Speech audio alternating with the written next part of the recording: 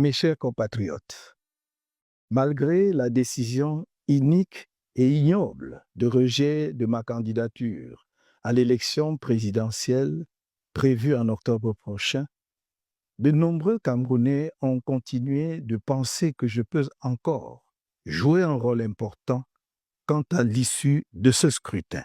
Je les remercie de leur estime renouvelée et de leur confiance inébranlable. J'ai écouté leurs appels réitérés et me suis résolu à voir dans quelle mesure je pouvais y répondre au mieux, comme c'est toujours le cas lorsque l'intérêt supérieur et l'avenir de notre pays m'interpellent. C'est dans cet esprit que j'ai lancé le 16 septembre dernier un appel aux candidats de l'opposition en lice à l'élection en question. Je les exhortais à s'unir, idéalement derrière l'un d'entre eux, ou, à défaut, de former une coalition de plusieurs candidats de poids autour de l'un de ceux qui, parmi eux, ont une grande expérience politique et de la gestion de l'État, en l'occurrence, l'un des deux candidats originaires de la partie septentrionale du pays, sur la base d'une entente préalable entre ces derniers. Une telle démarche était, à mon sens, susceptible d'enclencher une dynamique populaire nationale.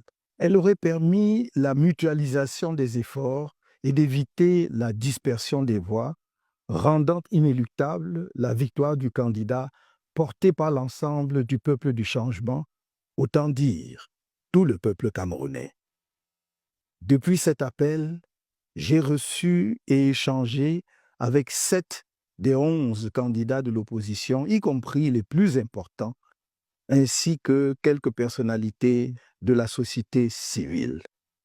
Je n'ai pas épargné mes efforts pour encourager la réalisation d'une entente entre les candidats de l'UNDP et du FSNC afin de rendre possible une coalition, même limitée, des candidats de l'opposition autour d'eux. Cette démarche offrait, à mes yeux, une réelle chance de victoire qui répondrait au désir profond de changement qui monte du pays tout entier. L'engagement tardif dans la course à la fonction de président de la République des deux candidats originaires du Grand Nord, que l'opinion semble considérer comme les candidats majeurs à l'élection à venir, ne leur a pas laissé le temps de préparation multiforme, indispensable pour espérer, l'un ou l'autre, créer tout seul une dynamique de victoire. Aujourd'hui, vendredi 26 septembre 2025, nous sommes à la veille de l'ouverture de la période officielle de la campagne électorale, au cours de laquelle on devrait présenter un candidat de la coalition aux électeurs et à tout le peuple camerounais à travers le pays. Expliquer sa mission, fixer son visage dans l'esprit des électeurs, surtout dans les zones rurales. Or, un tel candidat n'a pu être trouvé aux grandes dames des Camerounais. Il y a donc lieu de faire le constat suivant. 1. L'absence d'une coalition de candidats, même limitée, avec les deux candidats du Grand Nord, capables de fédérer les moyens et de créer une dynamique populaire puissante, en mesure d'assurer la victoire du peuple à l'élection présidentielle prochaine. 2.